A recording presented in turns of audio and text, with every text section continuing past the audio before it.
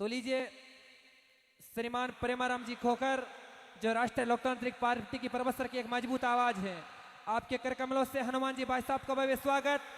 राजस्थान की पगड़ी जो राजस्थान के सम्मान और स्वाभिमान का अमर प्रतीक है, ये पगड़ी से बात का एहसास दिलाते हैं कि हनुमान जी भाई साहब के कंधों पर बहुत बड़ी जिम्मेदारी है। और ये जिम्मेदारी एक नहीं, 10 नहीं, सैकड़ों नहीं, इस राजस्थान प्रदेश के 7.5 करोड़ जवान और किसान कौम की जिम्मेदारी है। एक बार दोनों हाथों की जोरदार ताली से आशीर्वाद देने का काम कीजिए।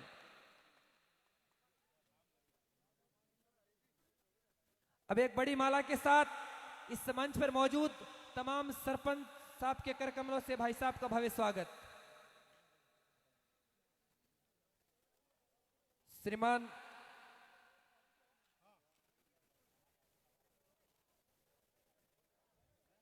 सरपंच साहब रूपाराम जी मेघवाल सरपंच हुलडाणी, श्रीमान अनुराम जी कुलडिया सरपंच लीचाणा, श्रीमान हरजीराम जी मेघवाल, जगदीश जी खोकर, राजूराम जी आचरा, सभी के द्वारा 51 किलो की माला पहनाकर हनुमान जी भाई साहब का भव्य स्वागत। इस 51 किलो की माला में परबसर के 36 कौम के लोगों का आशीर्वाद सिमटा है। इस 51 किलो की माला में परबसर के किसान कौम का आशीर्वाद भरा है। दोनों हाथों की जोरदार ताली से अभिनंदन होना चाहिए किसान कौम के बेटे का।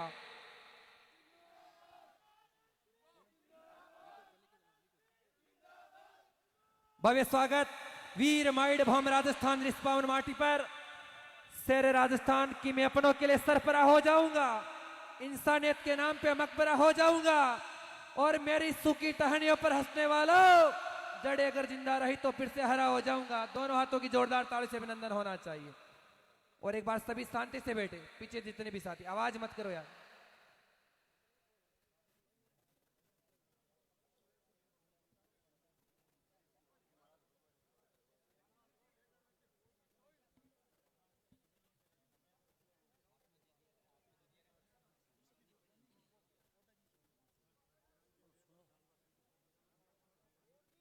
तो लीजिए स्वागत की अगली वेला में बाकी साथी मंच खाली करें। आपसे निवेदन है, मंच की गरिमा है, मंच खाली करें प्लीज। बाकी साथी एक बार मंच खाली करें, आपसे निवेदन है, मंच खाली करें। आप इधर भी मंच खाली करें प्लीज। मंच की शोभा बढ़ाओ यार, मंच का प्रोटोकॉल है। मंच खाली करें बाकी साथी, आपसे निवेदन। मैं मानता हूं हनुमान जी भाई साहब से आप प्यार करते हैं, मंच खाली करें थोड़ा सा। तो लीजिए स्वागत की अगली वेला में गांगवा के सरपंच श्रीमान हरजीराम जी मेघवाल स्वागत करेंगे। मेड़ता से राष्ट्रीय लोकतांत्रिक पार्टी की विधायक आदरणीय श्रीमती इंदिरा जी बावरी का स्वागत। दोनों हाथों की जोरदार ताली से श्रीमती इंदिरा जी बावरी का। राष्ट्रीय लोकतांत्रिक पार्टी की स्टार प्रचारक बड़ी बहन श्रीमती इंदिरा जी बावरी का भव्य स्वागत। गांगवा सरपंच श्रीमान हरजीराम जी मेघवाल सोल उड़ाकर भव्य स्वागत। आदरणीय इंदिरा जी बावरी, जिन्होंने मेड़ता के बुनियादी विकास के ढांचे को मजबूत किया। आजादी के 70 सालों का इतिहास मेड़ता की धरती पर जिसने पलट के रखा, वो नाम है श्रीमती इंदिरा जी बावरी। कहते हैं कि उड़ती हैं जब धूल तो दिन रात बदल देती हैं, कि उड़ती हैं जब धूल तो दिन रात बदल देती हैं, बिजली जब चमकती हैं तो आकाश बदल देती हैं, धरती जब धूजती है तो सीमाएं बदल देती हैं, और इंदिरा बावरी जब गरजती हैं तो इतिहास बदल देती हैं, इतिहास बदल देती है। बहुत खूब।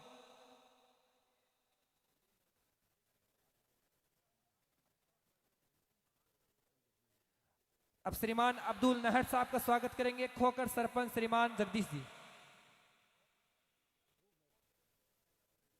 अच्छा, रऊफ मेहर साहब अल्पसंख्यक मोर्चा के प्रदेश अध्यक्ष, आपका स्वागत करेंगे श्रीमान जगदीश जी। दोनों हाथों की जोरदार ताली से अभिनंदन होना चाहिए। आप राजस्थान के पोखरण के जैसलमेर से आते हैं। पोखरण के जैसलमेर के रेतीले धोरों में राष्ट्रीय लोकतांत्रिक पार्टी की साख बढ़ाने का आपने बड़ा गजब का प्रयास किया है। बहुत बहुत स्वागत आपका श्रीमान रऊफ जी मेहर, अल्पसंख्यक मोर्चा के प्रदेश अध्यक्ष। आपका स्वागत करेंगे श्रीमान जगदीश जी साफा बंधन द्वारा भव्य स्वागत। वीर माइड भौम राजस्थान इस पावन माटी पर भव्य स्वागत। कि सोना ही सोना बिखरा मेरे गांव की पगडंडियों पर, कि सोना ही सोना बिखरा मेरे गांव की पगडंडियों पर, सबसे अमीर मेरी तरह मेरा गांव।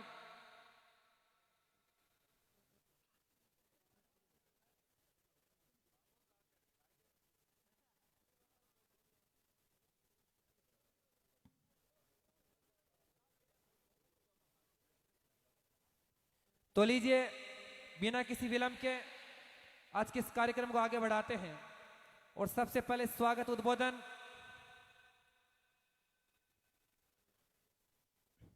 कहते हैं कि वक्त पर जो साथ दे उसे साथी कहते हैं, कि वक्त पर जो साथ दे उसे साथी कहते हैं, और अंधेरे में जो जले उसे बाती कहते हैं, और जिसके कंधों पर हो हनुमान बेनीवाल जैसे बड़े भाई का हाथ उसे मजबूत कहते हैं।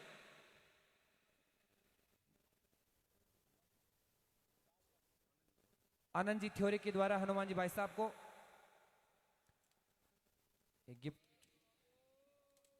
हनुमान जी भाई साहब और हनुमान जी भाई साहब के लाडले सुपुत्र आशुतोष बेनीवाल की तस्वीर भेंट कर भावे स्वागत। देख के जनमानस का कितना अच्छा प्यार और प्रेम है, बड़े श्रद्धा सम्मान और प्रेम के साथ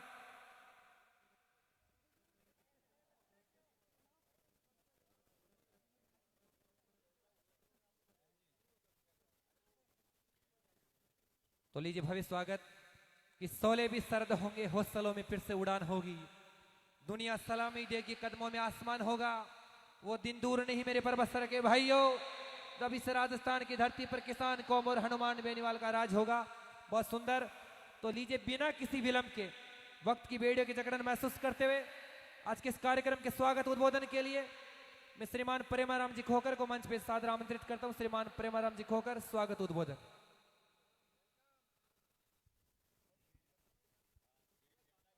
राम राम साहब। सब पहले तो आज हजारों की संख्या में राष्ट्रीय लोकतांत्रिक पार्टी परिवार ना धन्यवाद आशीर्वाद देवाया देखो को मैं हार्दिक दिलू हार्दिक मानू धन्यवाद हार्दिक आभार प्रकट करूं। आप लोग आज हूं आज तक जी दिनों मैं लोग राष्ट्रीय लोकतांत्रिक पार्टी में जुड़िया मजबूताई माँ के साथ में खड़ा रिया मजबूताई आप लोगों की ताकत की बदौलत ही आज मैं लोग खड़ा हाँ। तो मैं आप लोगों ने एक ही चीज के पूछूं, आप लोगों ने सब ना पता है कि बार 5 साल के मान आप कहीं कहीं परिस्थितियों में गुजरिया 5 लाख 10 साल में आप कहीं परिस्थितियों में रिया 5-10 साल में अटक कहीं परबसर के मायने गुंडागर्दी को एक मोटो राज हो जिन आप देखियो। ये 5 साल के मायने परबसर के मायने भ्रष्टाचार को सब बड़ो राजस्थान के मायने शायद मारा ख्याल 1 नंबर वो भी आप टाइम देखियो।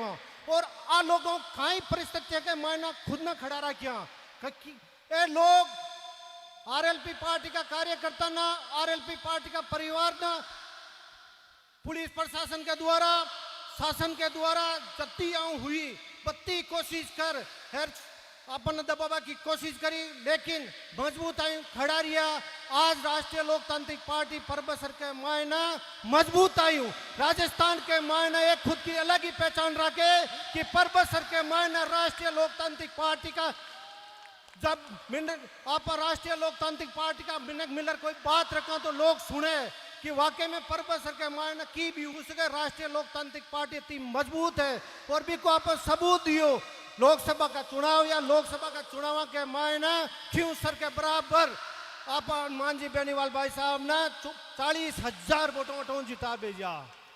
5 लाख चुनाव के मैं बात घने लोग कहे कि साहब मको बीजेपी को 7 और जीतिया तो थे तो 15,000 हारिया मैं तो 40,000 जिताया तो थाना 15 भाड़ा 40-55,000 वोटों का था मैं ही धनी बैठा थे। तो आज मैं आप लोगों ने थाना आके पूछूं कि हमेशा जी मजबूत हनुमान जी बेनीवाल भाई साहब को राष्ट्रीय लोकतांत्रिक पार्टी को साथ दियो हमेशा साथ निभाजो। आप लोगों को निवेदन हाथ जोड़ उससे कदे कोई छोटी मोटी मोह गलती होगी तो माना छोटा भाई टाबर मान कर माफ कर दीजियो। और माना मैं माँ की जटाते कोशिश रेवे आज मन 10-15 साल हो गई राष्ट्रीय लोकतांत्रिक पार्टी हनुमान जी भाई साहब जुड़े ना शायद ही हनुमान जी भाई साहब आपके बीच में बैठा ना पूछ लो आज तक तो शायद ही कदे ओढ़बो फूकबादी हो को नहीं। और आपने भी पता है कि मैं हमारी जिंदगी के मायने कदे ओढ़बा को कोई काम करूं को नहीं। जे अगर कोई गलती भी हो जावे तो मैं भी क्या आप हाथ जोड़ माफी मांगू। आप लोगों ने ध्यान है कि मैं 5 साल के माई किए सड़कों पर लड़ाई लड़ा मैं तो आप लोगों ने ध्यान है मैं कॉलेज का चुनाव लड़िया मैं पूरे को पूरा पैनल जितार काटी उठाऊं परबसर और वहां के साथ में प्रशासन और शासन दोनों का स्थिति करी। आप सब ने ध्यान है किया माँ के गाड़ियां का शीशा तोड़िया किया माँ का ग्रामा बाटा बिकी जा वो दिन भी आज माने याद है। मैं किया खड़ा हाँ वो भी माने याद है। हनुमान जी भाई साहब ताकत दे रखी है। हनुमान जी भाई साहब एक ही चीज कहता, आप कार्यकर्ता मेरे हो, ध्यान रखना, और आप मेरे कार्यकर्ता हो तो शासन प्रशासन में हिम्मत नहीं है जो आपको कुचल दे। आज हनुमान जी भाई साहब की बदौलत आपने पतो है कदे भी कोई हक और मान सम्मान की अपनी बात हुई तो आप न कदे कोई ना आगे देखियो, चाहे कोई कलेक्टर हुए, चाहे एसडीएम हुए, चाहे सीआई हुए, कोई भी हुए, जरूरत पड़ी घुसका थाना का मायना पकड़ लिए आप देखियो। आज 5 साल के मायना अपन ध्यान है बीजेपी कांग्रेस की मिल रही प्रबसन लूटियो है। आपने सब न भी चीज को पतो है कि प्रबसन दोनों किया मिल लूटियो है, किया कोई सरकारी जमीन पर कब्जा करिया, किया मंदिरों की जमीन पर कब्जा करिया, किया सरकारी जमीन न दूसरा का निजी खातेदारी के नाम करवाई। अपन इस चीज को पतो, अपन इस चीज का गवाह हाँ। तो मारो एक ही के वो आप सब ने कि हनुमान जी भाई साहब ने मजबूत करो, राष्ट्रीय लोकतांत्रिक पार्टी ने मजबूत करो, ताका मान स्वाभिमान में कदे कमी आ जाए, बिका मैं गवाह हाँ, बिका मैं गारंटर हाँ। तो आज आप देखो, आज आप देख रहे हैं ये लोग टिकट के वास्ते कांग्रेस बीजेपी वाला जयपुर दिल्ली में किया घूम फिरे, मान स्वाभिमान खत्म करे और आज बे बेटा बैठा है। अरे मैं तो कहूँ जनता के बीच में बैठो, जनता के साथ में रह काम करो, तो थाने कोई टिकट की जरूरत को नहीं है। सब बड़ी टिकट तो अपर की जनता है। तो आप लोगों हाथ जोड़ मारो आए के वो है, कोई मारू बोलबा करबा में कटे को चूक होगी तो बापूड़ा माफ कर जो, हाथ जोड़ माफी मांगो। राम राम साहब, धन्यवाद।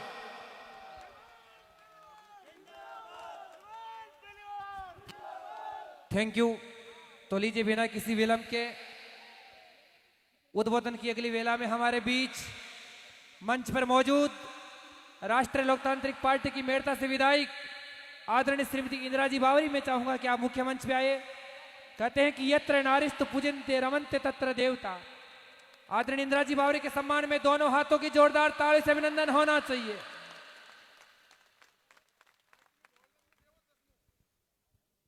राम राम साहब, आज आपकी परबसर गांव में सत्ता संकल्प यात्रा की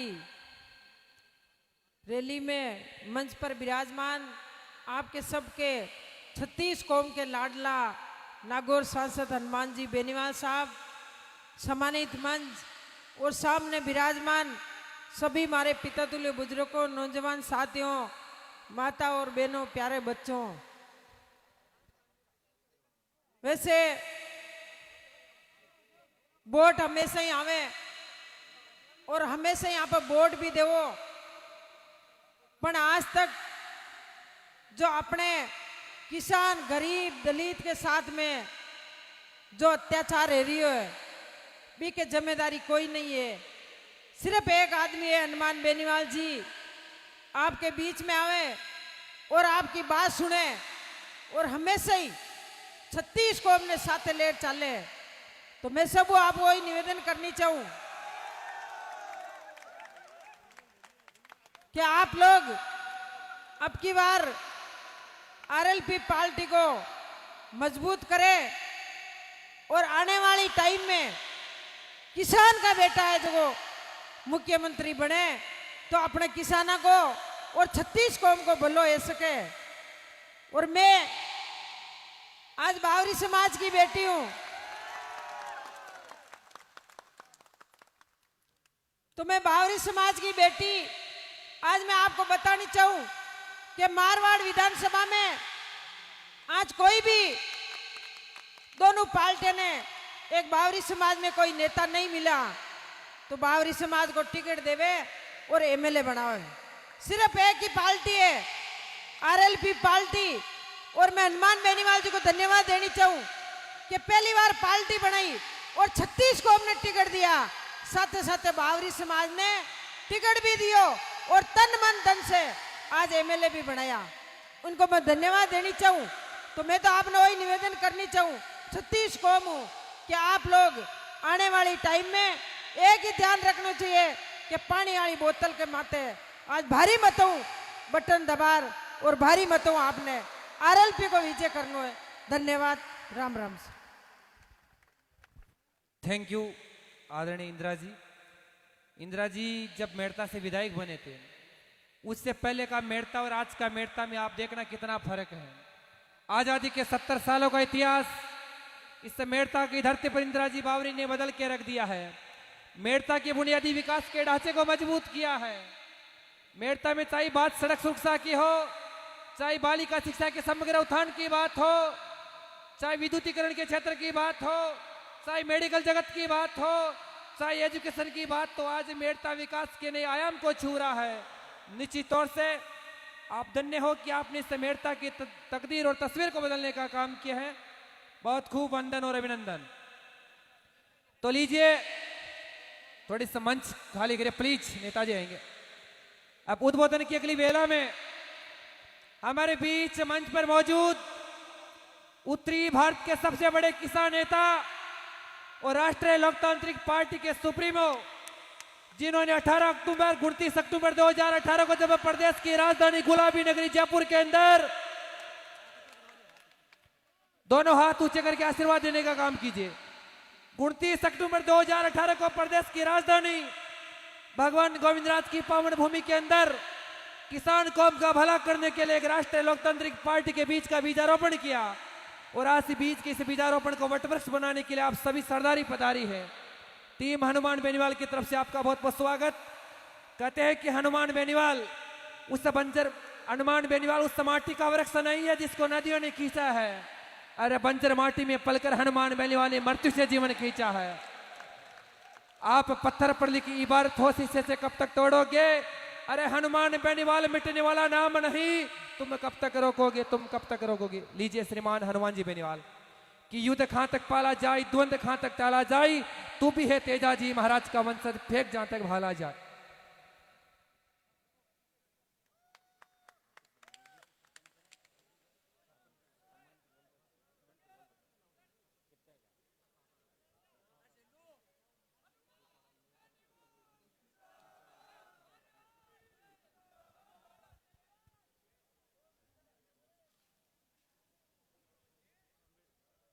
पर्वत सर अंबेडकर चौक के अंदर ऐतिहासिक सत्ता संकल्प की सभा के अंदर 2-3 जोरदार जयकारे आप लगाएं। बोले तेजाजी महाराज की, बोले राम साहब पीर की। एक बाबा साहब की प्रतिमा या तो एक नारा लगाऊंगा, अमर रहे बाबा साहब, अमर रहे।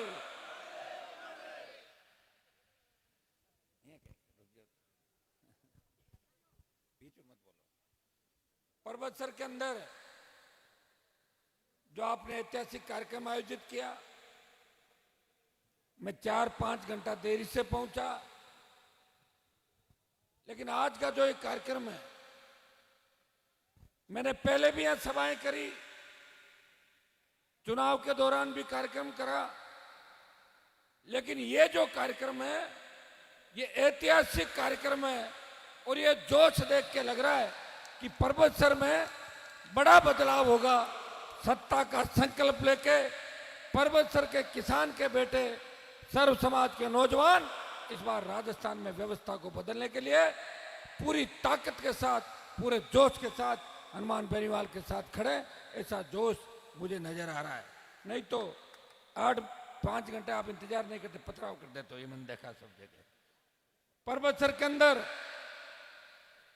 जब मैं लोकसभा चुनाव लड़ रहा था तब एक कंपटीशन चला, मुझे ऐसा लग रहा था कि खींवसर में बड़ी बढ़त होगी और दूसरा नंबर नामा का आएगा। तब पर्वत सर वालों ने शर्त लगाई कि नंबर 2 हम रहेंगे और ये सर जीत गए और बड़ी बढ़त, जब ज्योति मिर्धा को हराया, बड़ी बढ़त पर्वत सर से 42,000 के लगभग वोटों की पर्वत सर से बढ़त दिला के, और आपने उस अध्याय को खत्म किया नागौर के अंदर, जिन्होंने आपको 60 साल तक पीछे धकेलने का काम किया, उसको आप खत्म किया पर्वत सर से। पर्वत सर वीर तेजाजी महाराज की धरती है। पर्वत सर रूपनगढ़ किसान, ये आपका किशनगढ़ का इलाका, चाहे पनेर सुरसुरा का इलाका, ये सब एक ही इलाका है। वीर तेजाजी महाराज की धर्मस्थली खरनाल खींवसर में हो सकती है, लेकिन बलिदान जहां हुआ था संघर्ष जहां हुआ वो परबतसर की धरा थी जहां गौ रक्षा के लिए अपने प्राण न्योछावर किए, एक संदेश पूरे देश के अंदर दिया था। ये परबतसर के अंदर तेजा जी का जयकारा 20-30 साल पहले से मैं सुन रहा हूं। जब मैं यूनिवर्सिटी के अंदर पढ़ता था तो परबतसर के किसान के बेटे तेजा जी महाराज का जयकारे की गूंज जयपुर के अंदर इनकी सुनाई देती थी। भाइयों, विकास नहीं हुआ शिक्षा के क्षेत्र में। छोड़ो, रुक जाओ, पंचायती मत करो ज्यादा। शिक्षा के क्षेत्र के अंदर ये इलाका पीछे रह गया। हमारे यहां पे जब राजस्थान नहर का सिंचाई का पानी आ रहा था, पूरी योजना बन गई थी। पानी नागौर, खींवसर, मेड़ता, डेगाना, परबतसर, भोपालगढ़, ओसिया, मारवाड़ के पूरे इलाके के अंदर जब तय हो गया था कि इंदिरा गांधी नहर का सिंचाई का पानी आएगा, मैं नाम नहीं लूंगा, अपने उस नेताजी ने, जिसका सिक्का उस समय नागौर के अंदर राजस्थान की राजनीति में चलता था, बोला अगर पानी आ जाएगा, यहाँ के किसान के बेटे बेटे पढ़ लिख लेंगे, तो मेरे बेटे पोतों की हाजिरी कौन भरेगा, उनके दरी कौन बिछाएगा। इसलिए जानबूझ के जिले को पीछे रखा, परबतसर को पीछे रखा, और ये तकलीफ आज हम लोगों को। इसलिए भाइयों, गया जो समय चला गया वो वापस नहीं आ सकता। ये मेरे ही संघर्ष का परिणाम है कि सबसे ज्यादा नागौर के अंदर इस बार धरती पुत्रों को राजस्थान की विधानसभा में जीता के भेजा है। जिले से पूरे भारत के अंदर आप देख लें, ये मेड़ता से चुनाव जीती। बहन इंदिरा बावरी ने सपने में नहीं सोचा होगा कि विधायक बनेगी एक दिन। कि राष्ट्रीय लोकतांत्रिक पार्टी का गठन हुआ, मेड़ता के जवानों ने कहा कि हमें इंदिरा बावरी को टिकट दे दो, हम जिता के ले आएंगे। मेरी नई पार्टी थी, मुझे भरोसा था मेड़ता के लोगों पे, वो जिद्दी बहुत हैं। क्यों सर, मेड़ता के अंदर कोई अंतर नहीं, और मेड़ता के लोग तो इतने जिद्दी हैं कि 1962 या 67 का कौन सा चुनाव था, नाथुराम मिर्जा से कोई बात हो गई थी, तो इन्होंने कहा हराएंगे आपको, और हरा के ही माने। कब? 67-62, जब इतना जिद था, इतना करंट है इन लोगों के अंदर। ये बोले कि आप तो टिकट दे दो, हम चुनाव जीता के भेज देंगे। और मुझे गांव गांव भी नहीं घुमाया, एक सभा कराई थी, पर इंदिरा बावरी को राजस्थान की विधानसभा के अंदर भेज दिया। परबतसर में मैंने चुनाव नहीं लड़ाया। अब क्यों नहीं लड़ाया वो भी सुन लो। मैं लड़ाने के तैयार था, 500 लोग आए कि मत लड़ाओ, नहीं लड़ाया। लड़ाओगे तो बीजेपी जीत जाएगी, हरा दो बीजेपी को, कर दिया काम। कभी मकराना से आए, अरे मर जाएंगे मत लड़ाओ, नहीं लड़ाया। डेगाना से बाप बेटा आके पैरों में ही पड़ गए, मत लड़ाओ, नहीं लड़ाया। ओसिया में आगे, ओसिया में आए, माँ बेटी आगे, अंकल जी, मामा जी, चाचा जी, भैया जी, नहीं लड़ाया। बायतू कदमों में, हनुमान जी खुद फार्म मत भरो, भीलवाड़ा, जयपुर से लेके सीकर तक।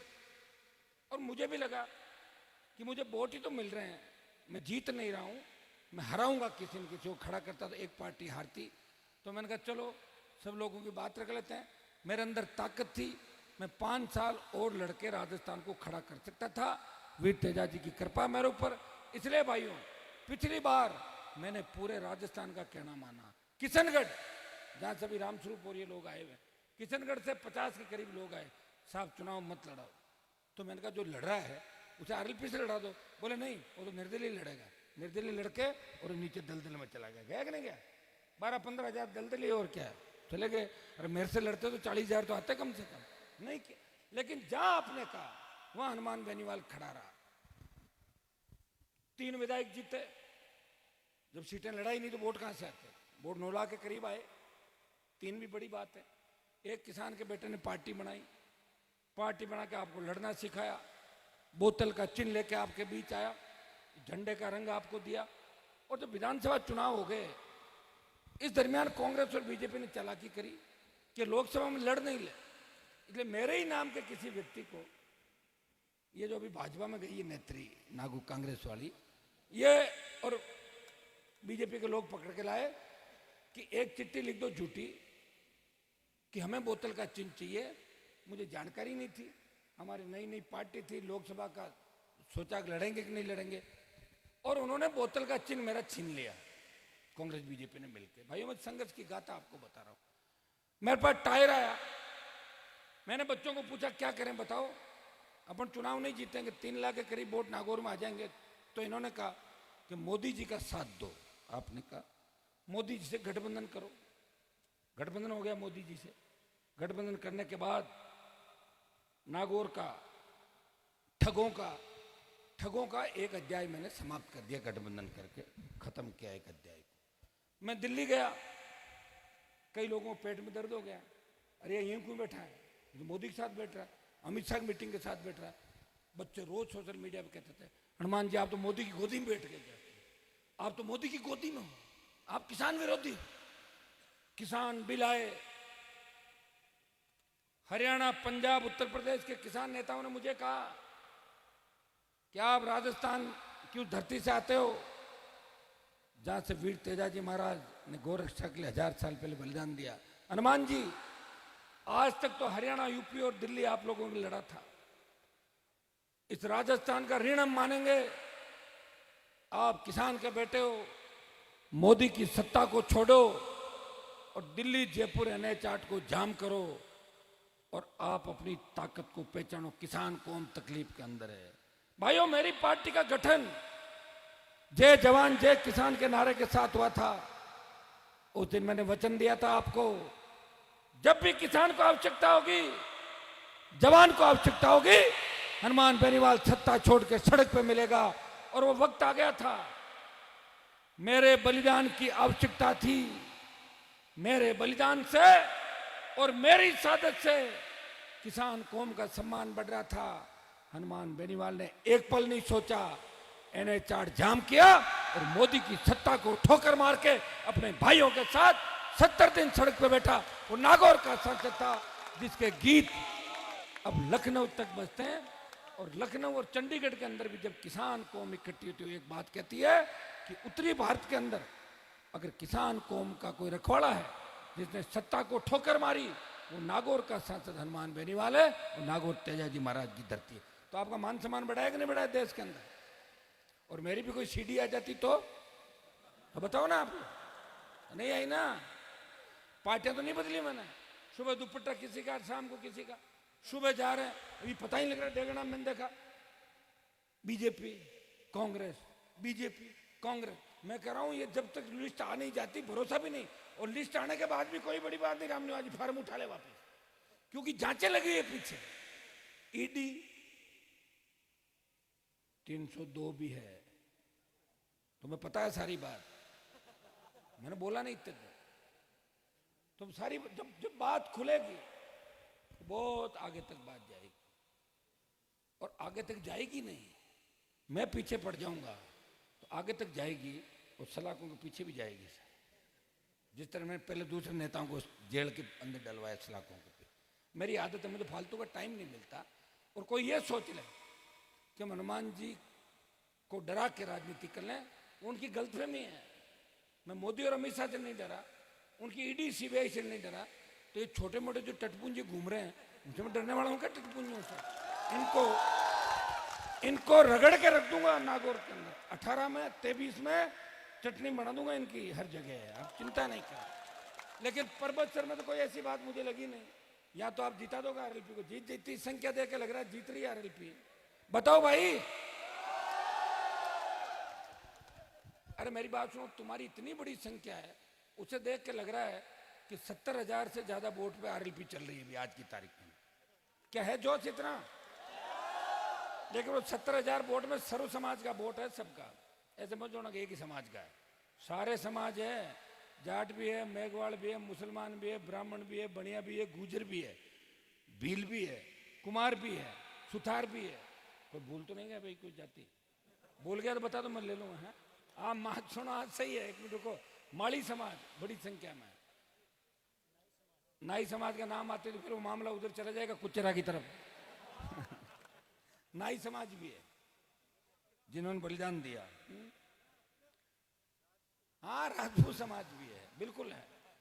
सर्व समाज कहते हैं ना, सर्व समाज।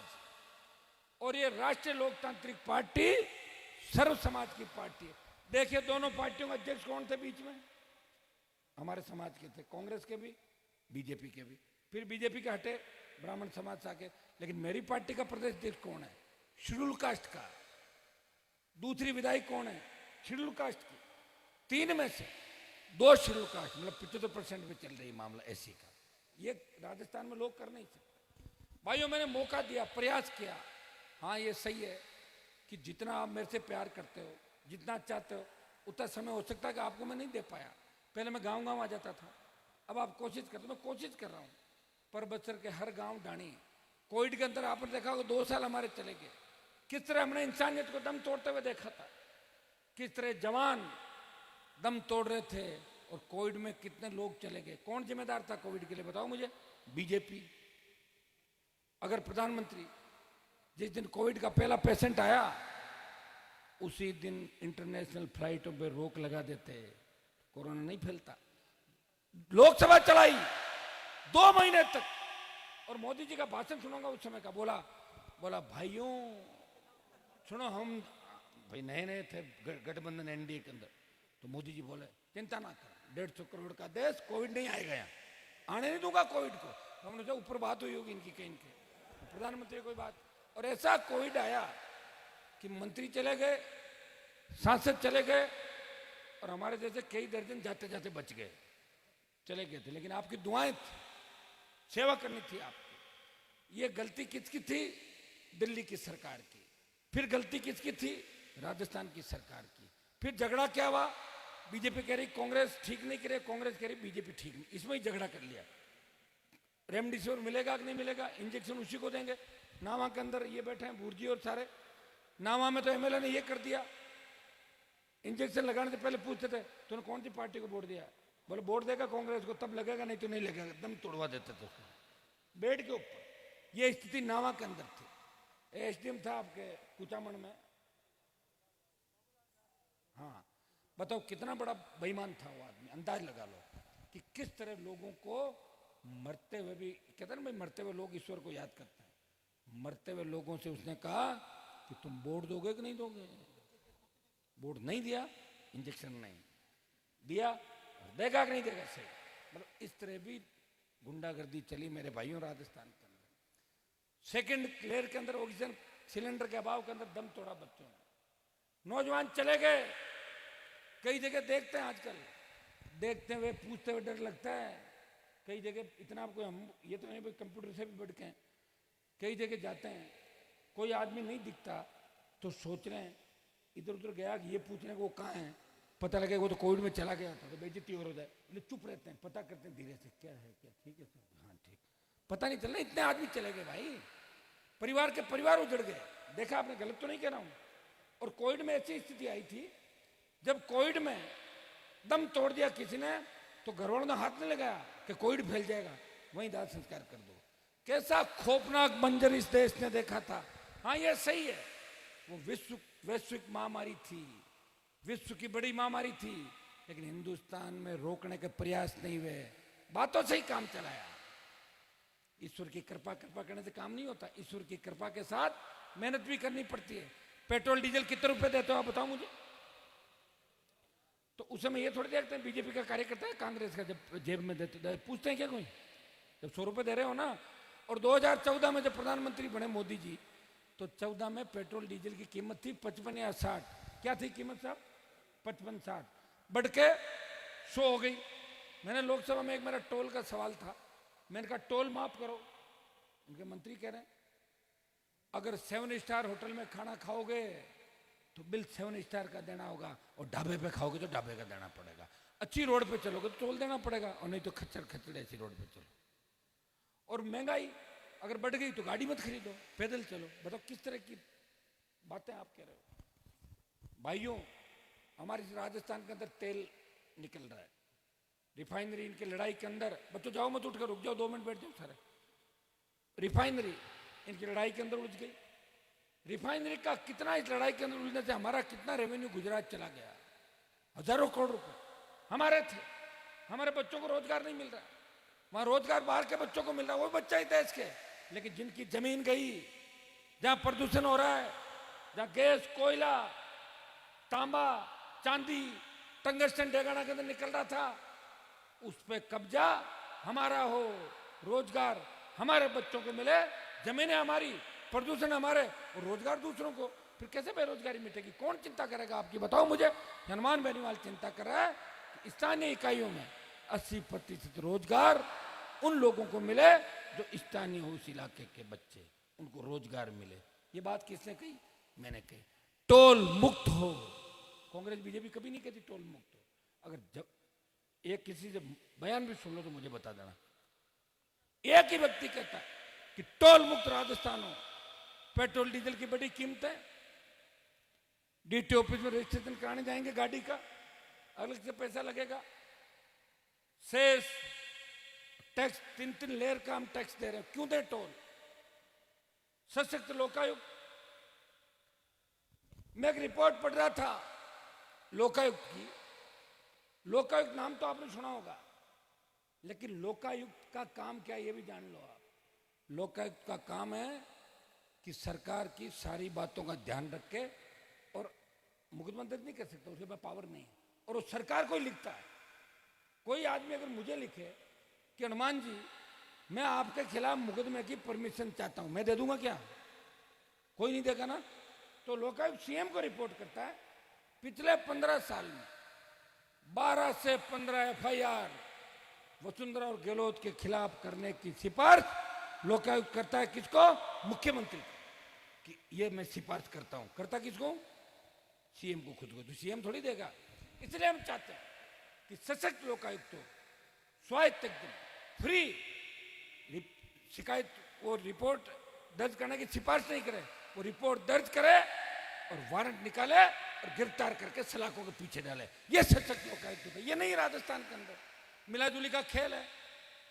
वसुंधरा गहलोत की मदद कर रही है, गहलोत वसुंधरा की मदद कर रहे हैं। अशोक गहलोत ने कहा कि मेरी सरकार तो वसुंधरा जी ने बचाई। अच्छा रहा मेरा नाम नहीं लिया, कहीं ले लेते तो मेरे को और बर्बाद कर देते। तो ये कहा, वो तो सही कहा जो मन में होता आदमी के। कहा मेरी सरकार जब गिर रही थी तो वसुंधरा ने मेरी सरकार बचाई। विधानसभा में जब जिले बन रहे थे तो हमारे शाहपुरा से कैलाश जी मेघवाल अशोक जी के नजदीकी हैं, बीजेपी में, लेकिन विवाह के बात कह देते हैं।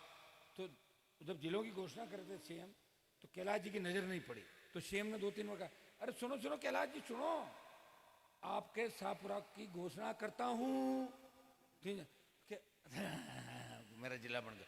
तो अब आप ये बताओ, इससे ज्यादा मिलाजुली का खेल हो सकता है? नहीं हो सकता। ये मिलाजुली का खेल राजस्थान के अंदर चला।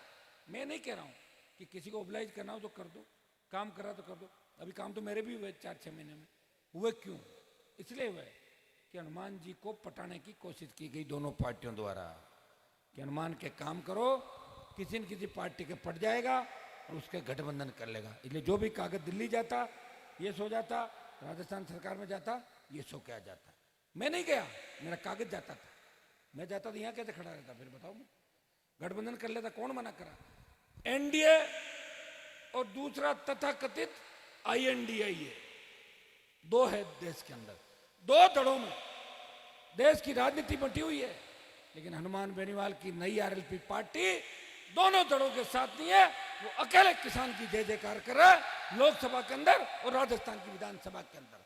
मैं गठबंधन की बात भी करता हूं, उन दलों के लिए करता हूं जो शेड्यूल कास्ट की बात करते हैं, शोषित पीड़ित तबके की बात करते हैं, उनसे गठबंधन की मैं बात करता हूं।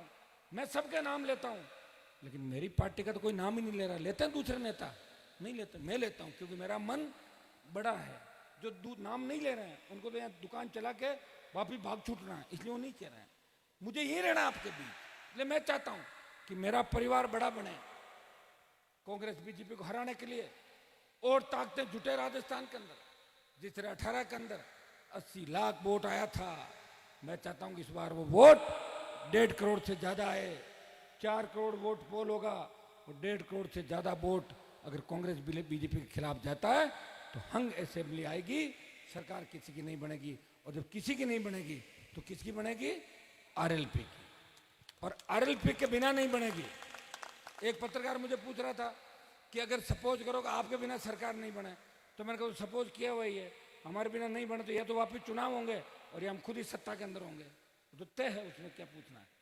कि सपोज करो कि आपके बिना नहीं हो तो खुद ही सत्ता में मेरे भाई, और नहीं है वापिस चुनाव आ जाओ, रथ यात्राएं वापस चालू करा देंगे। तो बदलने के लिए कुछ तो करना पड़ेगा, लड़ना पड़ेगा किसी न किसी को। और लड़ाई अगर हमारे से पहले वाले लड़ लेते, अगर दलाली में अपना समय व्यतीत नहीं करते, सुकाड़िया थूकता था, उसका थूक मुट्ठी में रह लेते थे। हरदेव जोशी, उसका थूक, और यहाँ करते थे बड़ी बड़ी बातें कि हम किसानों के नेता हैं, और वहाँ कोई तो धोती धुला के लाता था जोशी की, कोई सुकाड़िया का थूक अपने हथेली में लेता था, और यहाँ बात करते थे मैं किसानों के नेता। मैंने सबको देखा हुआ है। और यहाँ बात करते थे कि कुर्सी उठा फेंक दी। अरे कुर्सी बिल्डिंग होती है विधानसभा लोकसभा में, पता है कि नहीं तुम्हारे को? उठा के नहीं फेंकी जाती, कुर्सी उठा के फेंकी नहीं जाती। इस विधानसभा में सबसे ज्यादा अगर सस्पेंड हुआ कोई, वो हनुमान बेनीवाल हो, जो 5 बार निलंबित हुआ। कितनी बार? 5 बार निलंबित हुआ हूं। कोई नहीं मेरे जीता निलंबित। और किस लिए हुआ हूं? आपके लिए, मेरे लिए थोड़ा ही हुआ हूं। मैंने थोड़ा कहा मेरे प्लॉट दे दो या मेरे मकान दे दो, मेरे को एजेंसी दे दो, इसलिए नहीं। लड़ते हुए जवानों के लिए, किसानों के लिए लड़ते हुए मुझे सजा भी हुई थी। ईश्वर की कृपा थी। वसुंधरा मुख्यमंत्री थी, बोले मैं इसको एमएलए बनने लायक ही नहीं छोड़ूंगी, लेकिन धरती पे अच्छे लोग भी हैं। बरी हो गया, वापिस विधायक बन गया, सांसद बन गया, आपके बीच हूं, और आपकी कृपा से और विधायक तैयार कर रहा हूं राजस्थान के अंदर। हनुमान बेनीवाल का फोटो लगा के राजस्थान में नेता बन रहे। अगर राजस्थान में नए नेता बनाने की फैक्ट्री कोई है, वो राष्ट्रीय लोकतांत्रिक पार्टी है, जो नए नेता तैयार करती है राजस्थान के अंदर है। भाइयों, कांग्रेस बीजेपी में तो कोई नए नेता तैयार भी हो जाते हैं, उनके नजर लग जाती है। नए होते जरूर है, लेकिन वो भ्रष्टाचार, वो सिस्टम है, उसके अंदर उड़ जाता है, उसी में रह जाता है, फिर घूम कर फिर घर चले जाते हैं। हाँ, एक चीज होता है, पेंशन हो जाती है उनकी एक बार। लेकिन मेरी तो अगर सरकार आ गई तो मैं पेंशन पे भी विचार करूंगा। ये फालतू की पेंशन भी क्यों जाए ज्यादा, उस पर भी चेक करो पेंशन के लायक है कि नहीं, चेक करो कि वास्तव में गरीब है, पेंशन नहीं है, हटाओ। क्या मतलब है यार ऐसे? कोई कैसे बन गया, कोई समीकरण से बन गया, कोई लोग किसी को हराने के लिए जीता देते हैं, अपने आप को नेता समझ लेता है, गलतफहमी, हम नेता हैं। अरे नेता नहीं हो, लोगों को जिताना था, जीता दिया। किसी का बल निकालने के तुम्हें जिता दिया। ऐसा है राजस्थान में कई सीटों पर। गलतफहमी का तो ये कीटाणु हर किसी का आ जाता है, वो फिर मिटता नहीं है वो आने के बाद। इसलिए भाइयों, मैं इतना ही आह्वान आपको करूंगा, सत्ता संकल्प के माध्यम से हनुमान बेनीवाल राजस्थान में व्यवस्था परिवर्तन को निकला है। समय कम है, 30 तारीख से राजस्थान में नॉमिनेशन भरे जाएंगे, 29 तारीख है। अभी तो कल नागौर है, शेखावटी में जाऊंगा, बीकानेर, हनुमानगढ़, गंगानगर, फिर मेवाड़ की तरफ जाऊंगा, जयपुर, कई जगह सभाएं होगी, कई जगह रोड शो होगा। सब जगह टाइम नहीं दे पाऊंगा, लेकिन मेरा रथ किसानों का, धरती पुत्रों का रथ, आरपी का रथ, कोशिश करूंगा कि राजस्थान के 70-75% इलाके में चला जाए आपके बीच। ये मैं प्रयास करूंगा। और ये सही है कि रथ जहां भी जा रहा है, जिस तरह जालोर, पाली, बाड़मेर के अंदर सर्व समाज का समर्थन मिला, जिस तरह देवासी समाज का पाली जिले के अंदर, राजपुरोही समाज का, सिरवी समाज का जहां ज्यादा संख्या के अंदर है, इधर का नहीं कह रहा हूं मैं, पटेल समाज, प्रजापत समाज, उन्होंने कहा जड़वा समाज, आंजना, आप आगे बढ़े, हम आपके साथ हैं। हनुमान जी लड़ाई लड़े, और मैं भाइयों विश्वास दिला, लड़ाई भी लड़ रहा हूं और कटोरा लेके भी नहीं घूम रहा हूं। कोई नहीं कह सकता कि अभी तक 100 रुपए की चंदे की रसीद कहीं देखिए क्या अपना आरएलपी के चंदे की रसीद? तो कितनी बड़ी बात बताओ, इससे बड़ा कोई ईमानदार हो सकता है देश के अंदर? अगर मैं ईमानदार नहीं हूं तो ईडी जिस तरह ज्योति मिर्जा के ससुराल पहुंची, मेरे घर भी आ सकती थी। जिस तरह बाई तोड़े एमएलए के ससुराल पहुंची, मेरे घर भी आ सकती थी। इसलिए तो डगमग हो गया कि ज्वाइन करें कि नहीं करें, यूं ऐसा हुआ। ईडी छोड़ो, मेरे तो टीडी भी नहीं आई थी उस समय, डर थी। बाड़मेर से रास्ता बदल लिया था टीडी का। मैं गया था उस समय, मैं ही गया था लड़ने के लिए भाई। मुआवजे घोषणा पीएम से कराई। मैं आपको विश्वास दिलाता हूं, आने वाला समय आपका है। यह सही है, ये जो दूसरी पंक्ति के नेता बैठे हैं यहाँ पे, काश हमें 20-30 साल पहले कोई झंडा दे देता, कोई चिन्ह दे देता, हम उस झंडे को पकड़ के आगे लाने का प्रयास करते। हमने तो झंडा दिया, झंडा को यूपी हरियाणा का आता था, डंडा छोड़ जाते थे, ठगी करके झंडा लेके भाग जाते थे। यही काम हमेशा हुआ। मैंने झंडा भी दिया, डंडा भी दिया आपको। झंडा रखो, कोई बदमाश कर 2 डंडे के पीछे लगाओ उसको, ये भी सही है कि नहीं जवान? लेकिन बदमाशी अपने लोग भी नहीं करें, इस बात का भी ध्यान रखना। मेरे ऊपर लोग आरोप लगाते हैं हनुमान जी की तो जवानों की पार्टी है। आप मुझे बता दें इस राजस्थान में अगर हनुमान बेनीवाल के किसी कार्यकर्ता ने कोई गड़बड़ की तो उसको पार्टी के अंदर नहीं रहा, वापस मेरे पास आप नहीं देखोगे, लेकिन शिकायत मेरे पास आनी चाहिए। शिकायत आने के बाद नजदीकी नहीं देखेगा। कई लोग चाहे जैसे आरोप लगाते हैं, कई कहीं होते हैं वापस आ जाते हैं, एक दिन बैठते हैं दूसरे दिन बैठते हैं, तो उससे नहीं होता। लेकिन मैं हमेशा एक ही बात कहता हूँ कि किसान के बेटे हो, नशे की प्रवृत्ति से दूर रहना है, नशे का कारोबार नहीं करना है। मैं पार्टियों को भी कहना चाहता हूँ, अगर पार्टियां तय कर ले कि हम नशे के कारोबारियों को टिकट नहीं देंगे, हम नशा करने वालों को टिकट नहीं देंगे, तो अपना भी नशा बंद हो जाएगा। भाई नशे के कारोबारी एमएलए एमपी मंत्री बैठे हैं देश प्रदेश के अंदर, क्या कर लोगे आप लोग बताओ। मैं लड़ तो रहा हूं, अगर मैं भी नहीं लड़ूं क्या हो जाएगा। कम से कम लड़ तो रहा हूं, कम से कम एक बात तो चली देश में, एक व्यक्ति राजस्थान में इस राजस्थान को बचाने के लिए लड़ रहा है, जिसने पार्टी बनाई, वापिस अपना चिन्ह लाया बोतल का, 5 प्रधान, एक म्यूनसिपलिटी का चेयरमैन, और जगा रहा अपने भाइयों को, किसानों को, सर्व समाज को। लड़ने का काम नहीं करता, वो जोड़ने का काम करता है। सत्ता के सिंहासन पे धरती पुत्र बैठे, किसान के बेटे बैठे। 18 के अंदर एक बयान मैंने ये भी दिया था कि अगर कोई दूल्हा ढंग का मिल जाए तो मैं बाराती बनने को भी तैयार हूं, मैं दुल्हन नहीं बनूंगा, ये मैंने कहा था। मिला ही नहीं दूल्हा, मैं क्या करूं बताओ। 18 से 23 आ गई और उम्र तो मेरी भी बढ़ रही, कम थोड़ी हो रही, धीरे धीरे जा रहा हूं। मेरे साथ वाले कई लोगों को देखता हूँ एकदम, मैं तो बाल थोड़े क्या दाढ़ी वाले काले कराता हूँ ना, कई बार वो काले, मुझे यार आपकी उम्र इतनी होगी कि बोले साहब थे तो काला करा उठा कौन पड़े, माँ तो बहुत तकलीफ है। ये सही बात है, उम्र तो बढ़ ही रही है, तो उम्र भी बढ़ रही है। उम्र बढ़ने के साथ नौजवानों ने तो मामला बीड़ा उठा लिया। 18 साल से लेके 45 साल तक का, तो 50 साल तक का तो पूरा समझदार हो गया। अब 50 से जो 80 का है, वैसे मोदी जी ने ज्यादातर 80 के छोड़े नहीं, कोविड की लहर के अंदर ऐसी लहर चलाई, 80 90 85 तो कहना कोई मिलता है, बहुत स्वस्थ तो दिनमान अच्छे वही मिलते हैं। अगर 50 से 80 साल का ये सोच ले कि मेरा बेटा क्या कह रहा है, मेरा पोता क्या कह रहा है, मेरा नाती क्या कह रहा है, मैं उस पार्टी को वोट दूं। आप घर में बैठ कर सोचें, जो व्यक्ति 20 साल से सत्ता को ठोकर मार के अपने परिवार को ताक में रख के सारी जवानी जिंदगी आपके नाम करके, कौन सत्ता का सुख नहीं लेना चाहता बताओ मुझे। इतिहास उठा के देखो, लोगों ने सत्ता के लिए क्या क्या नहीं किया। सत्ता प्राप्ति के लिए भाई ने भाई को मार दिया, सत्ता प्राप्ति के लिए लोगों ने वैवाहिक संबंध स्थापित किए इस राजस्थान और देश के अंदर। पता नहीं आप लोगों को, एक व्यक्ति है जो सत्ता के ठोकर मार रहा है, उसके पीछे सत्ता भाग रही है और वो आगे आगे भाग रहा है। देखो वो मैं ही हूं, वो कोई डेगाना वाला नहीं है और न कोई इधर उधर वाला है। आप देख लो 5-6, इनको तो सत्ता दिखनी चाहिए, कहीं ले जाओ इनको सत्ता का बता के। और मैं और क्या दूं, और मैं अगर सत्ता में आ गया तो ये आपको 1500 को लेके मेरे घर आ जाएंगे, अरे साहब मारो मती में थाका यहाँ और माने बगस्त, ये राम ने आज हड़ों पहले आज आ गया, ले ले ले ले। तो मैं आपको वही कहूंगा जो मैं कर रहा हूं। अब आवश्यकता है विधायकों की, विधायकों के बिना सत्ता नहीं आएगी। ये लड़ाई अंतिम लड़ाई राजस्थान को बचाने की। जिस तरह अंग्रेज इस इंडिया के अंदर जब अंतिम समय राज कर रहे थे, तब भारत की तमाम जातियों ने इकट्ठे होकर कहा कि हमें एक ही नारा देना है कि अंग्रेजों भारत छोड़ो, भारत को गुलामी की बेड़ों से मुक्त कराना है। भगत सिंह को जब पूछा कि आपको फांसी हो जाएगी, राज आपको नहीं मिलेगा, उन्होंने कहा मुझे राज मिले या नहीं मिले, लेकिन भारत माता गुलामी की बेड़ों से मुक्त हो जाएगी। हनुमान बेनीवाल वही लड़ाई लड़ रहा है। अब आपको राजस्थान में एक ही नारा देना है कि कांग्रेस भगाओ, भाजपा भगाओ और आरएलपी लाओ। ये नारा अगर राजस्थान में दे दोगे तो आपकी खुद की सरकार बनेगी और उस सरकार के अंदर फिर आपको थाने तहसील कचहरी में जाते हुए डर नहीं लगेगा। जब थाने तहसील कचहरी में गांव का गरीब आदमी फटी धोती और फटी जूती के अंदर जाएगा तो थानेदार एसडीओ तहसीलदार बोलेगा बाबा चाय मंगाओ या कोल्ड ड्रिंक मंगाओ, भिराजो आप। ये व्यवस्था जब ही बदल सकती है और व्यवस्था बदलने के लिए सत्ता संकल्प यात्रा के दम पे हम व्यवस्था परिवर्तन की बात करें। आप दोनों हाथों से आशीर्वाद देना।